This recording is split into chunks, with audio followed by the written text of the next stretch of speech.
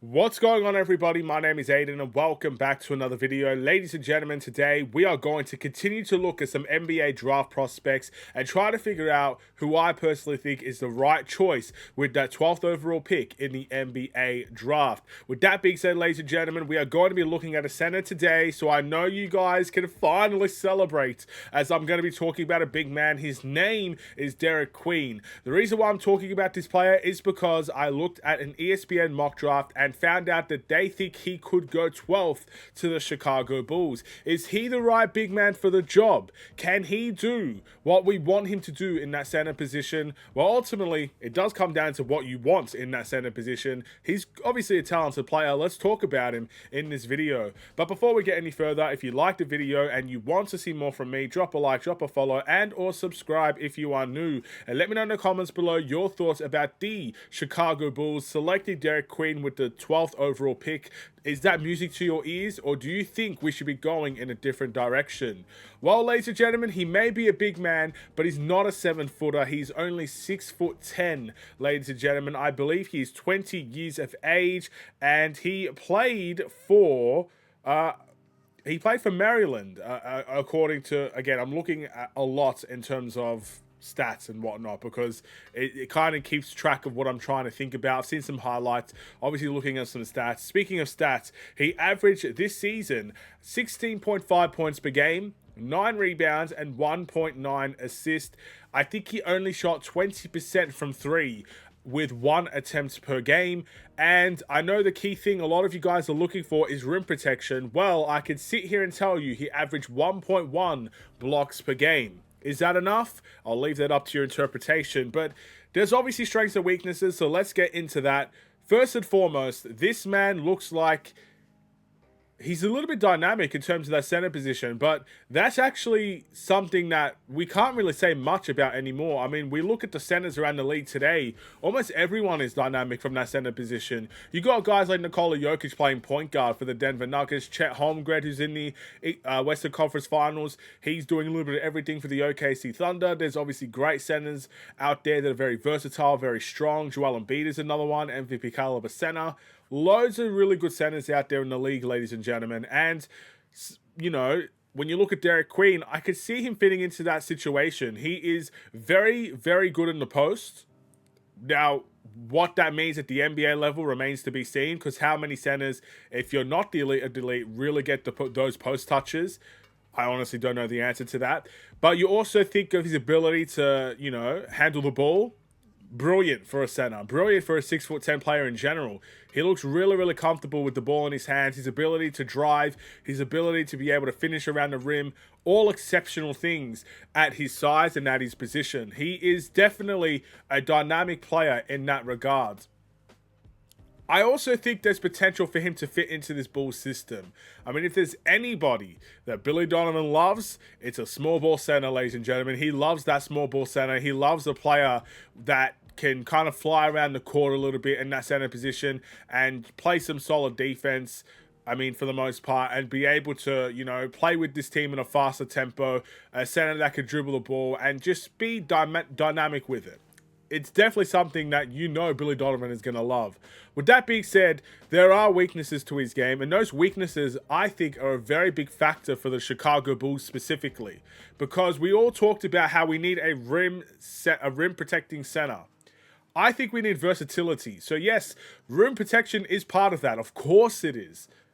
But for those people that want rim protection alone, is 1.1 blocks per game and an undersized center going to cut it for you guys?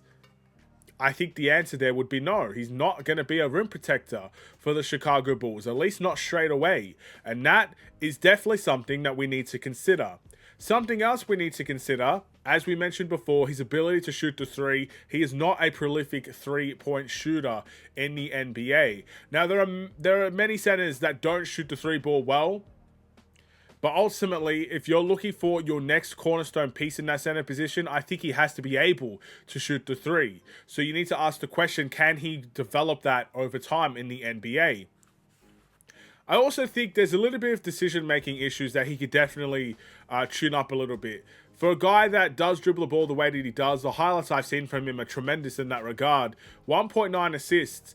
I think that could be bolstered up a little bit as well. Now, again, I think we're taking a long shot when saying that, because not many centers are going to be playmaking the way the point guards do.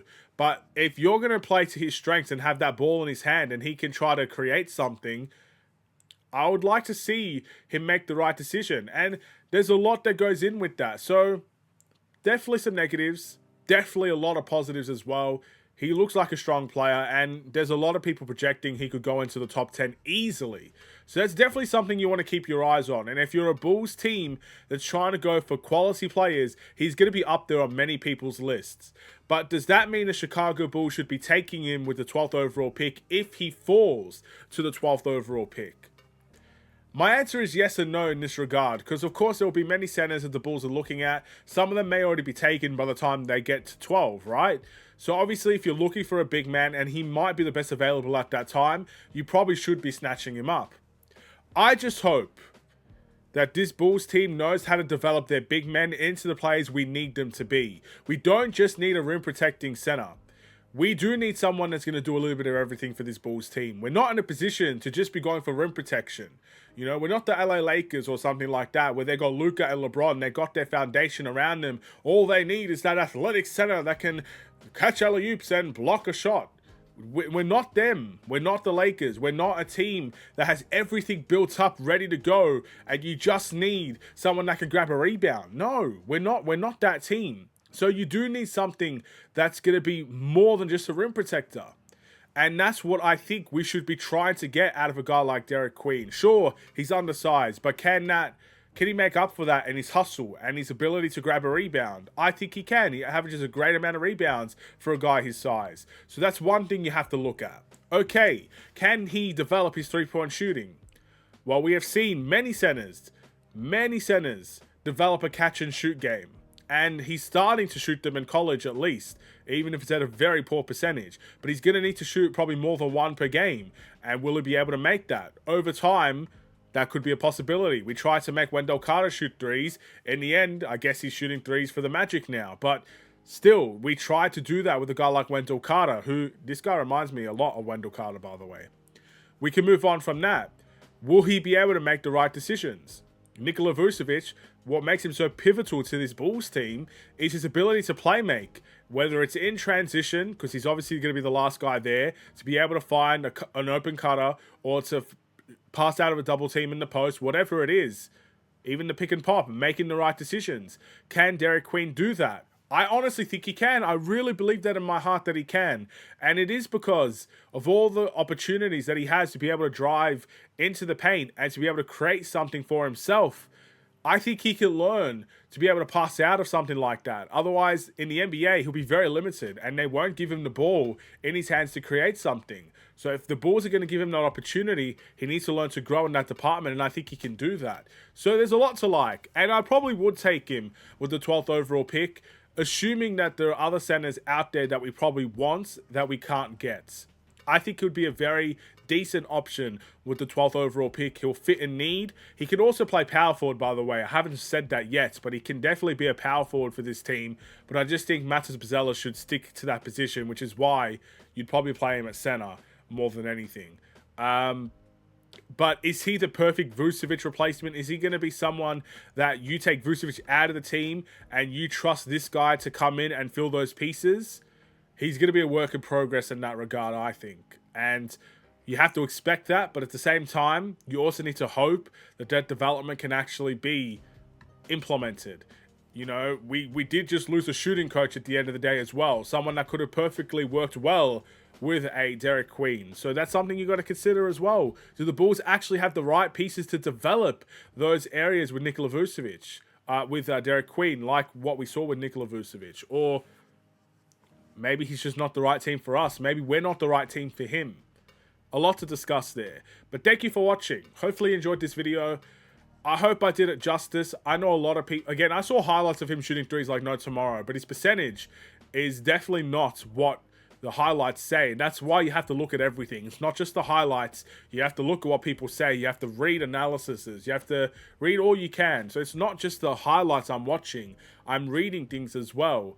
And the things that I see, even in the highlights, I could see some negatives. So yeah, I hope I did it justice. Let me know what you guys think. If I'm completely wrong, well, on to the next one.